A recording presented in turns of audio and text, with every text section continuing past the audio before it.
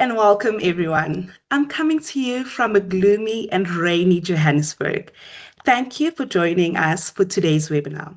For those of you who don't know me, my name is Zintle Mbata and I'm an agency support specialist at Turn Left. Today's webinar, you're getting a front row seat as we unpack the data-driven secrets behind video that truly performs based on LinkedIn's largest ever analysis of 13,000 B2B video ads. It will be a short, compact presentation of only 45 minutes. Then we'll end with some questions and answers. So please feel free to post any pressing questions in the chat. So during the next 45 minutes, we'll be covering four main topics. The first one, which is the 5 creative themes that drive video performance. Secondly, why don't serve ads tell stories is the new B2B rulebook.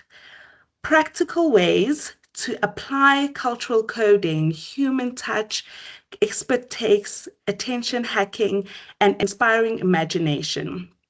And lastly, how to move from attention to action across the full buyer journey. Now I'm about to welcome our Director of Operations, Samantha Oliver. But before we kick off the session, I'd love to hear from her. What's currently inspiring you, Sammy, through something you've heard, seen, or read recently on videos? Oh, thank you for that warm welcome, Vin. So something that is inspiring me. If I'm honest, the first thing that comes to mind is actually a story I read recently. In fact, many people on the call probably read it too. It was a few weeks back. It was the story of Austin Appleby. And he is a young 13-year-old boy, and his family got stranded out at sea. And through a series of events, they decided, him being the oldest of 3 siblings, would swim back to try and get help. And so what unfolded was him having to swim 4 kilometers in very treacherous conditions. And then once he was on the shore, he still had to do an additional 2-kilometer run. And I think what inspired me so much about that story was when he was interviewed, it came about that a few weeks prior, he had actually failed his swimming test, and his coach said he was unable to swim 350 meters consecutively. And I think the inspiring part was seeing the grit and resilience that this little boy had in that moment. And I think it inspired me because I have my own kids, or maybe just because I find the average day hard. But Yeah. I just love the story because I love reading up about grit and resilience. And I think that this was such an incredible demonstration of it from such a young child. So yeah, if I had to think of what inspires me, it would be that story that I recently read. If you haven't read it, I would encourage you to read the full article. It's an incredibly inspiring story. Wow, amazing. That sounds very interesting. Now, over to you to take us away. Brilliant. Thank you so much. It's really wonderful to be speaking with you all today. And thank you to everyone who's joining our Winning with Video on LinkedIn session. So today, what I'm going to be taking you through and really looking at is what we are calling the B2B video revolution. And today, what I hope to do is share a whole lot of insights and data that are really going to help you assess if your video strategy is on track, and also just some quick wins to help better understand and utilize video in your marketing efforts. So that's where we're headed today. It's a jam-packed presentation, but I'm really trusting that there's going to be some very helpful tips that we cover. So to kick things off, we're going to watch a very short clip.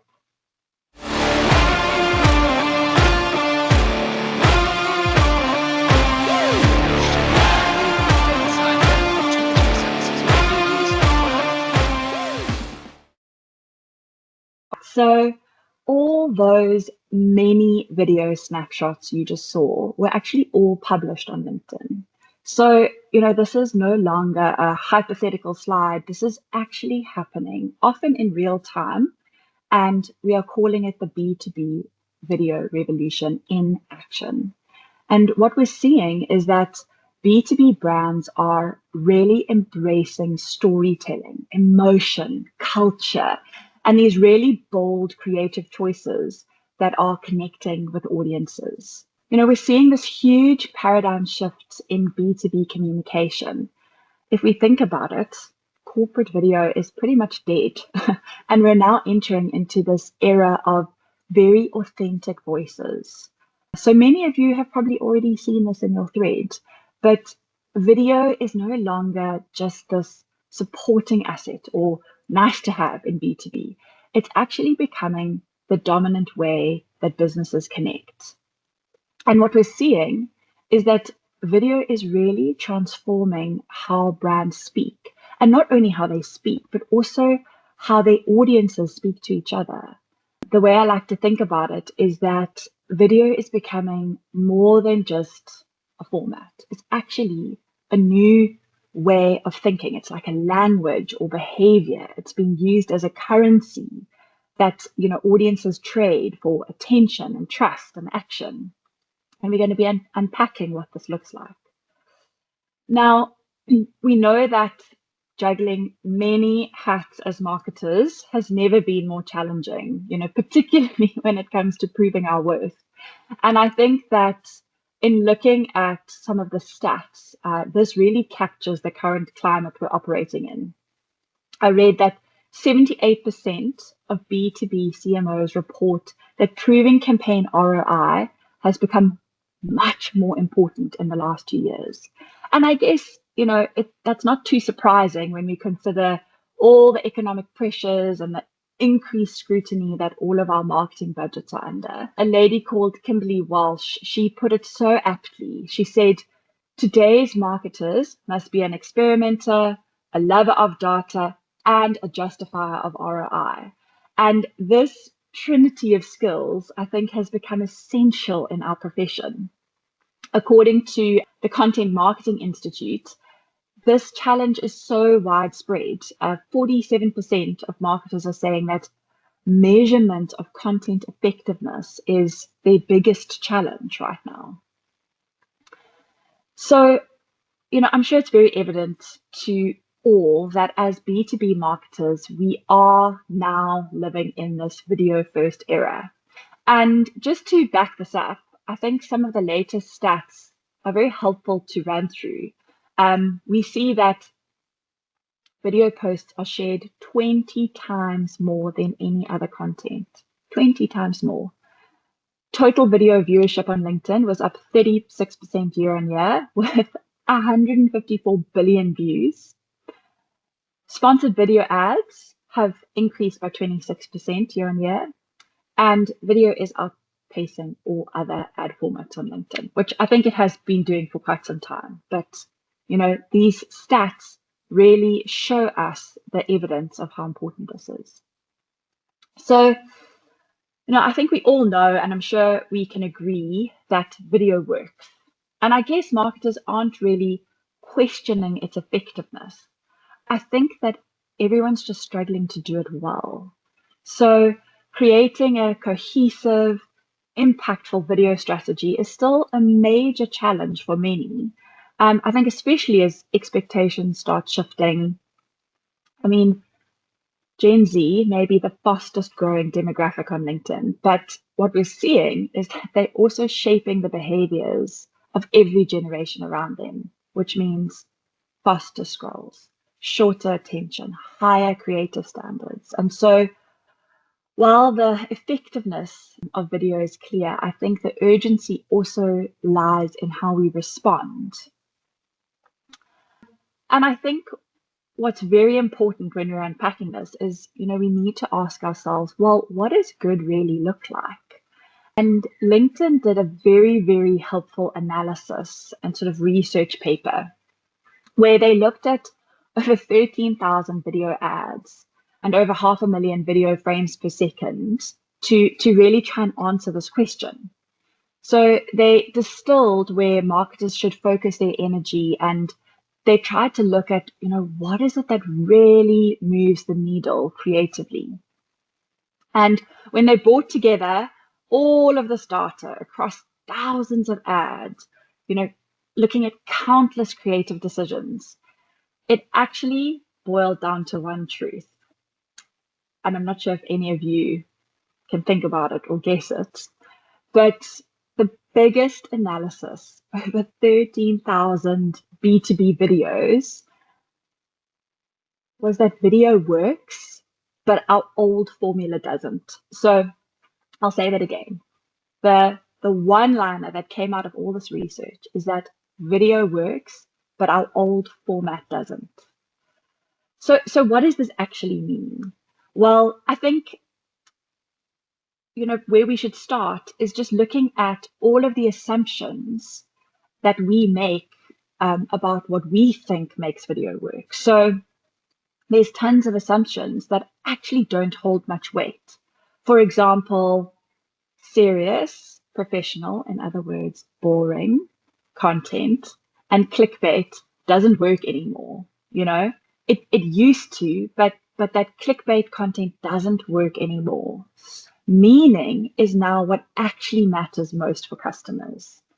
Data is showing that these fast cuts, bold exaggerations, overhyped videos, even though you think that they capture your attention, what we're actually finding is that that loses people's attention. So audiences are staying longer when content is meaningful, when it's witty, when it's not overblown or backed up by silly claims. That traditional B2B videos is actually dying, and what's emerging in its place is this new creative language shaped by how people engage with content, especially content that has incredible meaning. So I think we've talked about some of the momentum behind this B2B video and, the shift in how we communicate and connect and convert, but what specifically makes it work? And I think this next section distills what we've learned from the data and the creative. And there are 5 principles that consistently drive performance. So not just views, but value too. And they're calling them pixels and promises, which is nice and easy to remember because great video just isn't about the format. It's actually also about what it stands for. So if we look at it, creative isn't just the wrapper, it's the actual engine. And in LinkedIn study, they saw that the biggest performance gains came down to creative choices. So how the story is told, who is telling it, what it looks like, and what it feels like. And mastering these creative features isn't just a skill, it's actually this growth lever. It's how brands can leverage creative features to over deliver on ad effectiveness. They identified 5 key themes that I think, reveal what really drives attention, trust, and action on the platform, and where substance carries as much weight as style. And so these pixels and promises is where craft meets conviction, where how something looks is actually inseparable from what it actually means. And in B2B, every creative choice signals something. These 5 themes show us how to make those signals count. And I'm gonna take us through them. So number 1, it's about tapping into culture with intent, not just what's trending. 2, showing the human behind the brand, not just the logo. It's looking at structuring stories to hold attention, not just fill time. It's letting expertise shine in a way that's both credible and compelling. And finally, it's using imagination to elevate that every day into something worth remembering.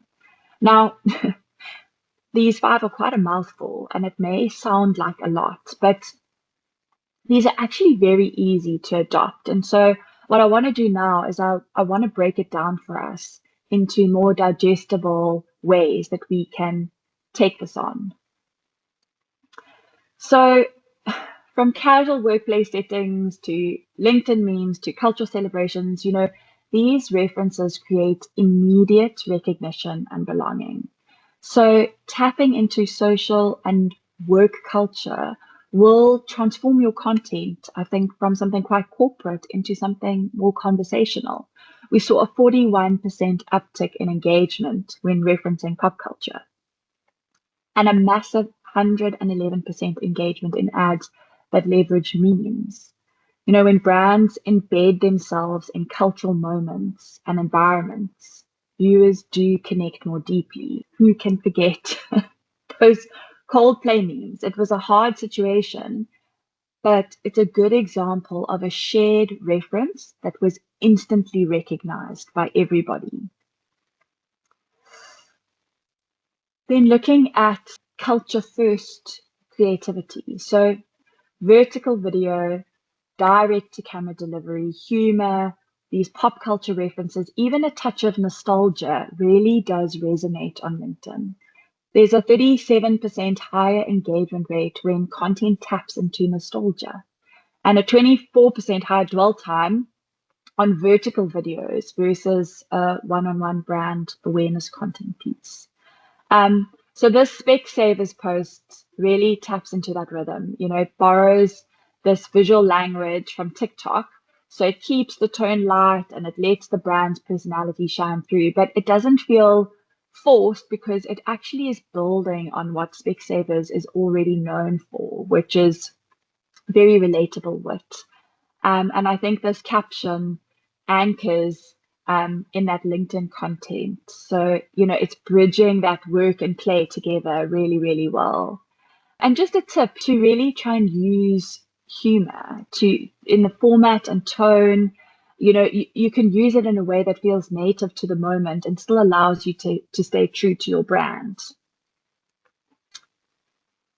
The second one then is human touch. So looking at stories that connect can really become content that converts. You know, we talk a lot about authenticity, but on LinkedIn, that is something that is actually measurable.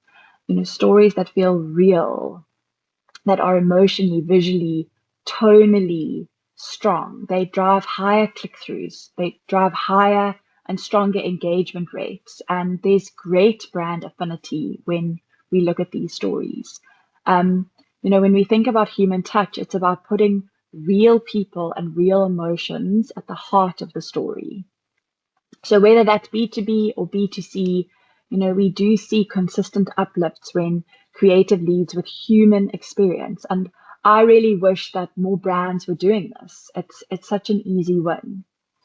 Authentic content also just performs far better than staged content. So, you know, audiences respond more to content that feels genuine than anything that's, you know, overly polished. Ads where there's no authenticity kind of fall flat.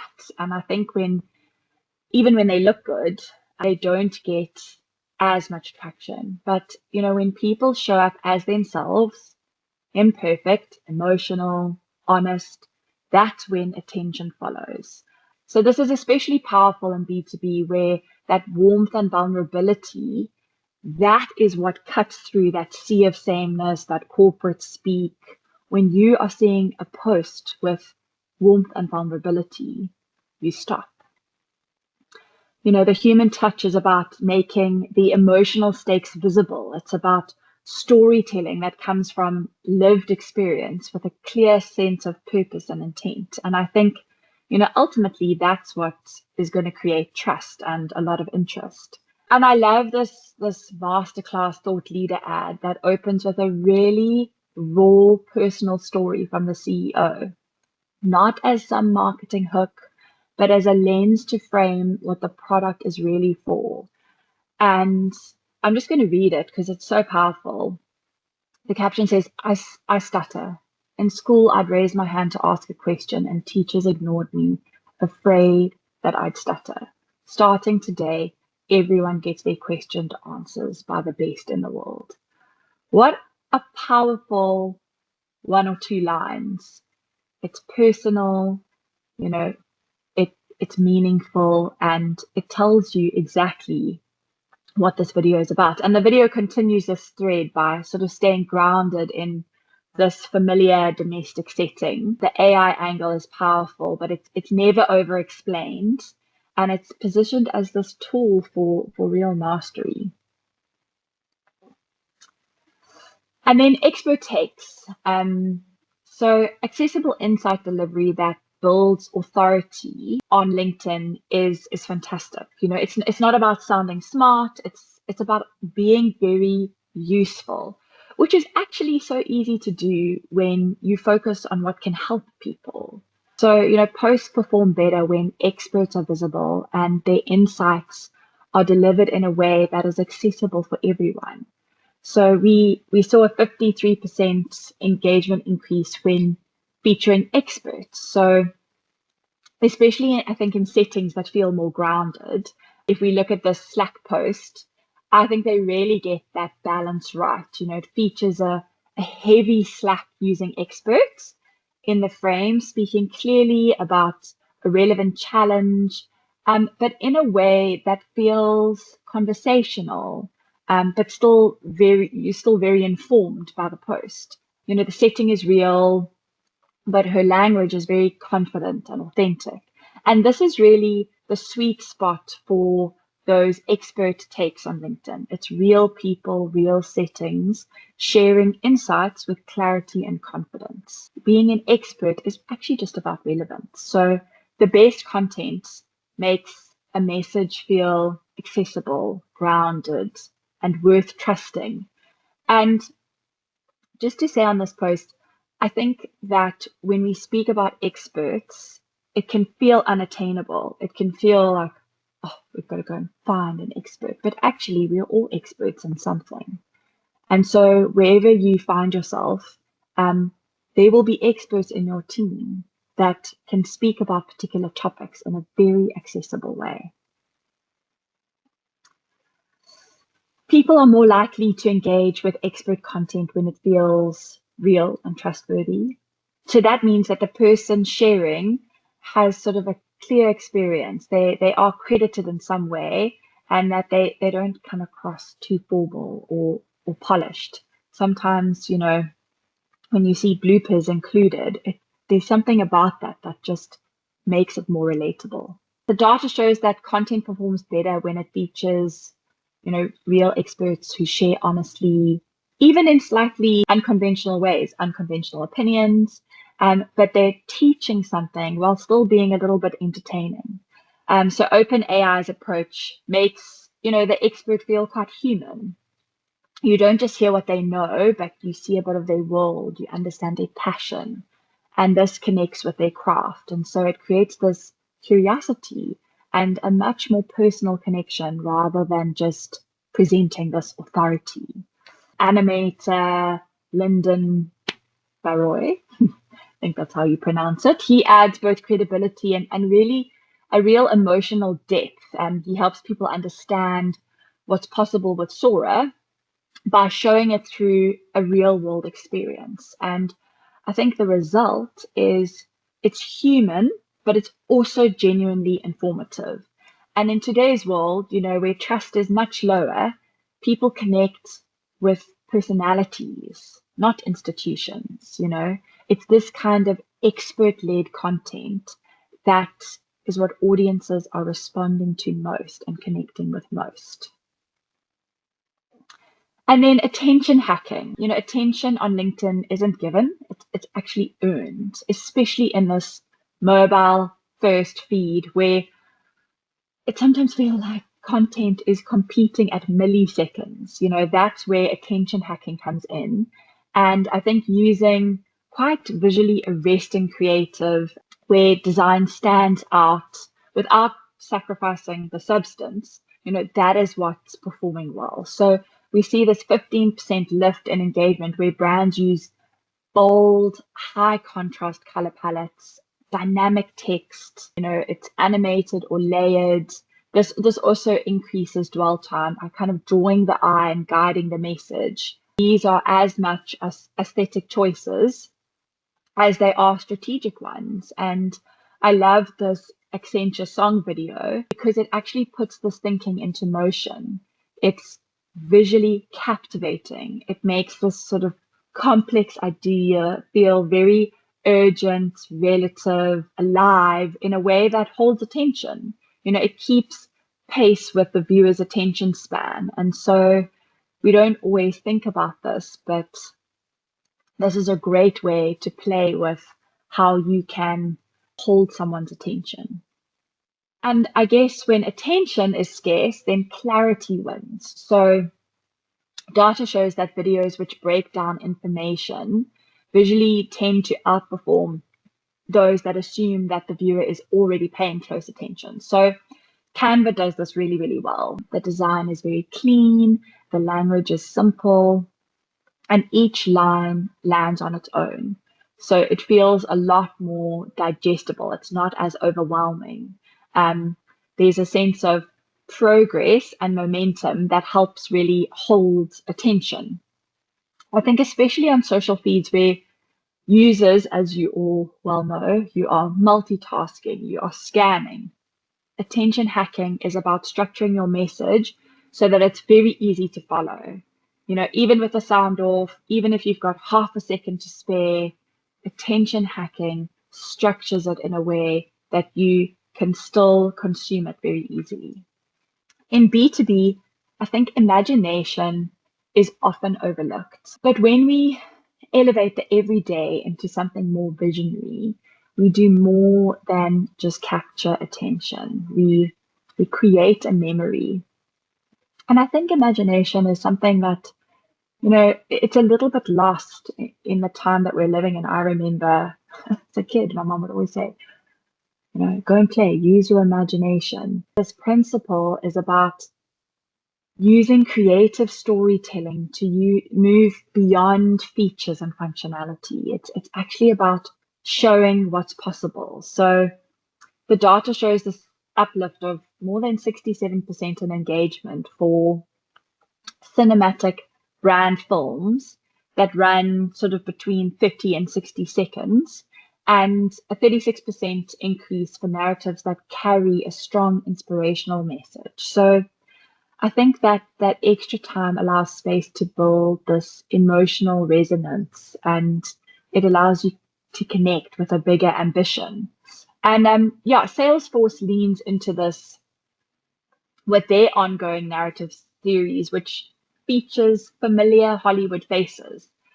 So it doesn't actually feel like an ad. If anything, it probably feels more like a trailer for a better future. So they introduce ideas that link the brand to something bigger. They invite the audience to see, what the brand can become.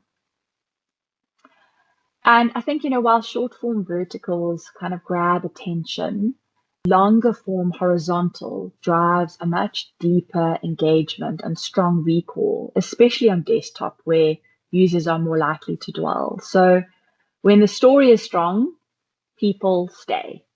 And when the visuals are cinematic, quiet rather than maybe loud or busy, it invites focus, not fatigue. And this Adidas creative is actually the perfect example. It doesn't push product, it builds this whole world. The camera lingers, the color palette is soft, the storytelling is very visual, with space for the viewer to lean in and interpret. And I think the result is something that actually feels elevated and crafted. It's almost like a mini movie. It doesn't feel like an ad. And, I sometimes think we can look at these examples and think, well, not on my budget. But this is such an important point. The principle isn't about budget or production scale. It's actually about intention. So when brands take care with the rhythm of their storytelling and they allow space for emotion, they then unlock imagination. And that's what makes people remember. So please don't switch off and think, well, I don't have a Adidas budget. That principle is what's important. It's about the intention. It's about the rhythm of storytelling that we can all adopt. So the creative show reel.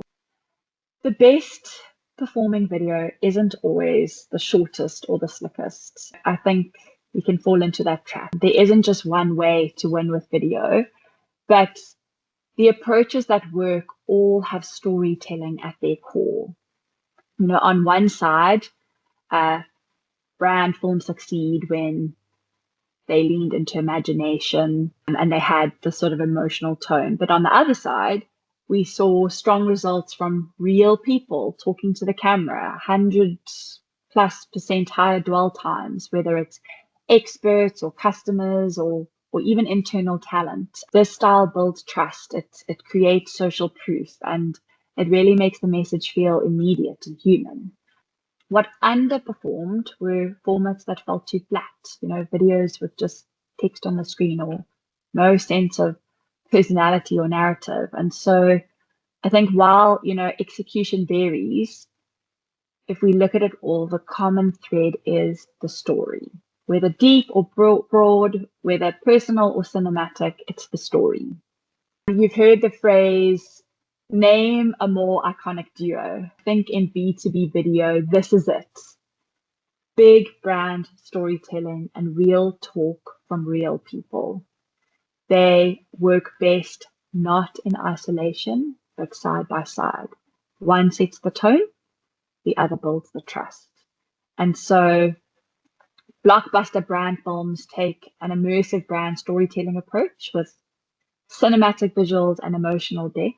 And these videos prioritize human experience over product demonstration, using narrative to build brand affinity, to build long-term recall, and they connect through shared emotion and belief, especially actually at the awareness stage. Real talk focuses on expert-led communication that feels natural and quite direct. It's short, vertical, mobile-friendly.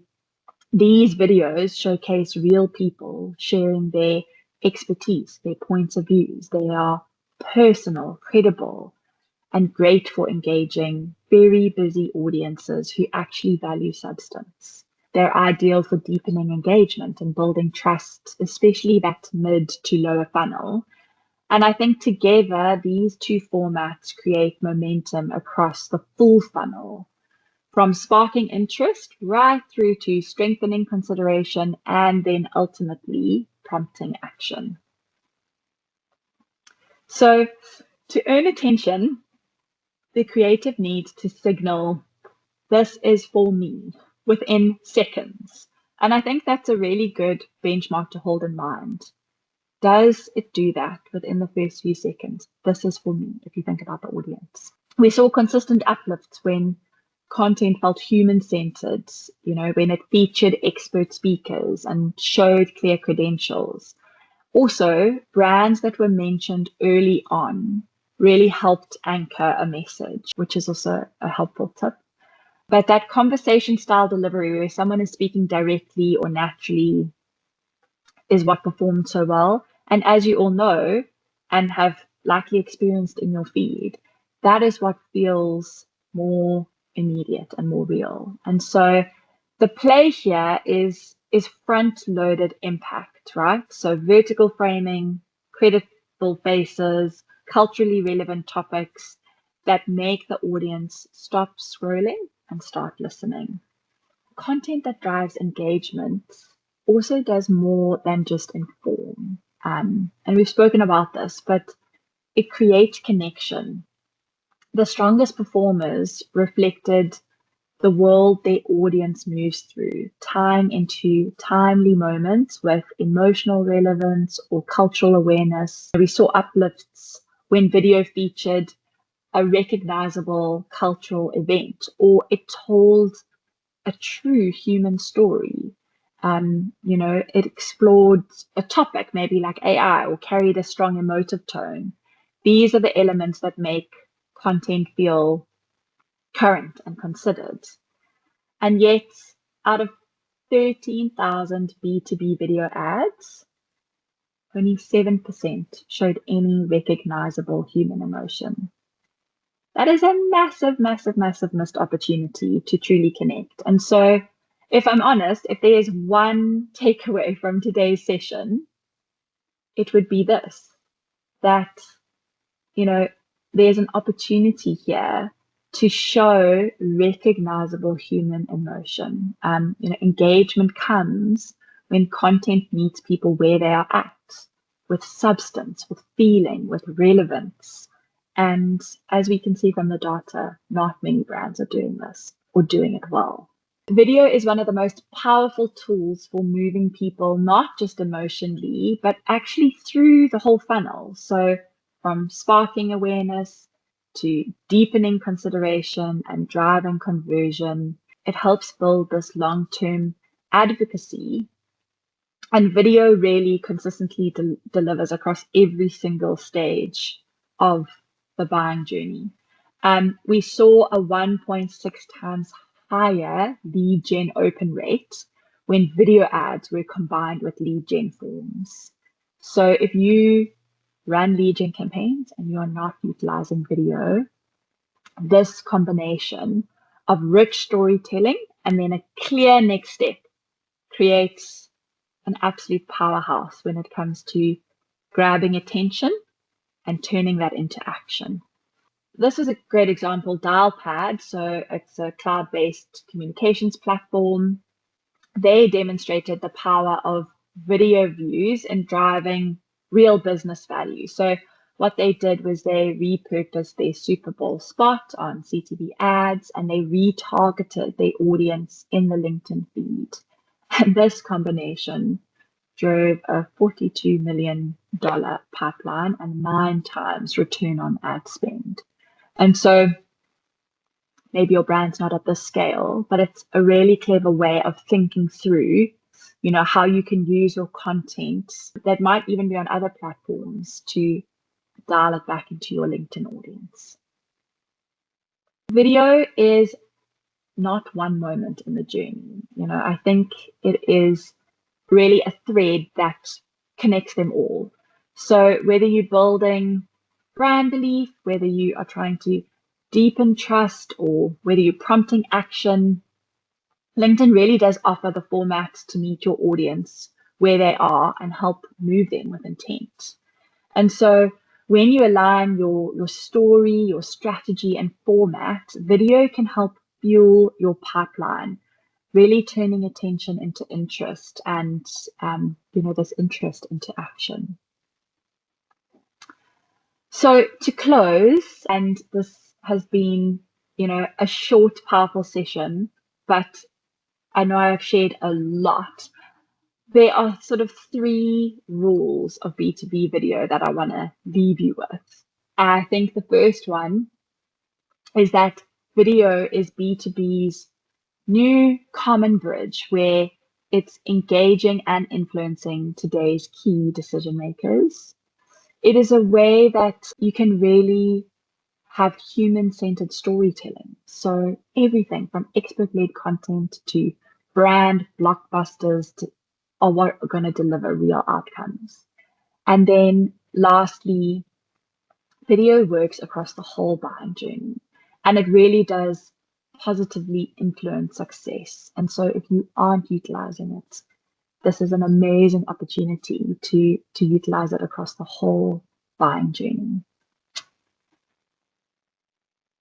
Thank you for joining our session. I am going to hand back to Zin, and we'll see if there are any questions in the chat, which I'm very, very happy to answer.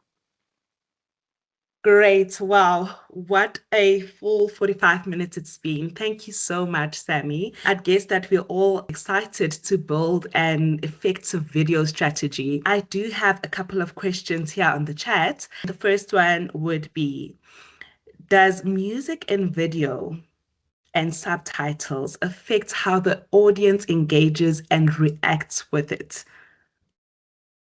Definitely, yes. I think, we all know it, right? If you watch a video with very emotive music, it helps that connection. That being said, I think we always have to hold in mind that not everyone is going to be able to watch the video. They're not always going to have headphones. They might be in an office environment and they might not be able to play it. And so I think it's important that the video can stand apart from the music. Yeah. But Absolutely. I think for the user experience, video is a music is a very important component for video. Agreed, fully agree. Okay. And we have a second question, and it says, for those of us just getting started with LinkedIn video, where would you suggest we focus first across the five creative themes? And which themes do you think the most B2B brands tend to underestimate? Great. So, I've shared a lot, and what I tried to do is just highlight where the missed opportunities are. I think from the session, we can see that many brands are not tapping into emotional storytelling. And that is actually something that is so easy to do. And if I think back to what's inspiring me, it was a story I read. And in any organization or any brand, there are always stories to tell.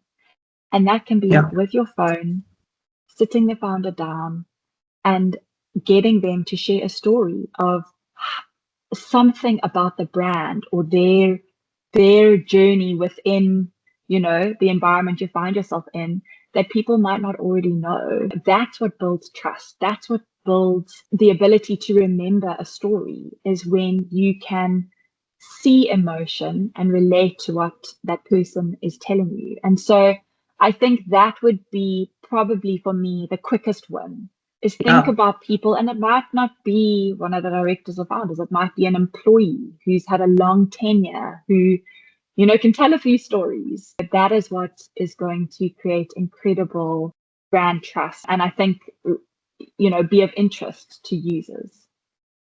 Great. Thank you very much, Sammy. Those were the only two questions in our chat.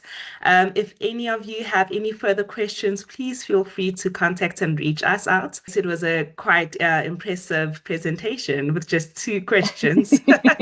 Well, it takes us to the 45-minute mark, which we promised. Right on But the spot. maybe exactly. And Yeah. maybe I'll leave you with this last nugget, because it really is something that I've had to coach myself into. I think video can so often feel overwhelming. And, Mm. similar to that question that was asked, you don't always know where to start or how to start. But I think the important thing is just to start somewhere and Yeah. build from that. If you aren't utilizing video, it is a missed opportunity. And it's also okay if the first one is not perfect. Nobody's looking for perfect. But in order to break in, I think to really utilize video is such a must for your own organization and for brands that you may work on. You're all going to be, in different contexts. But the message that I would just want to leave you with is, if you aren't utilizing it, think of ways that you can adopt it into your strategy, into your marketing efforts, into, the different conversations you're having with various clients or even internally. So that would be the last nugget I'll leave you with. Wow, great. Thank you so much, Sammy. And thank you to you all for joining us today. We're hoping to do our next webinar soon. Please keep an eye on your emails, and those details will be shared as soon as possible. Have a great day, everyone, and cheers. Bye.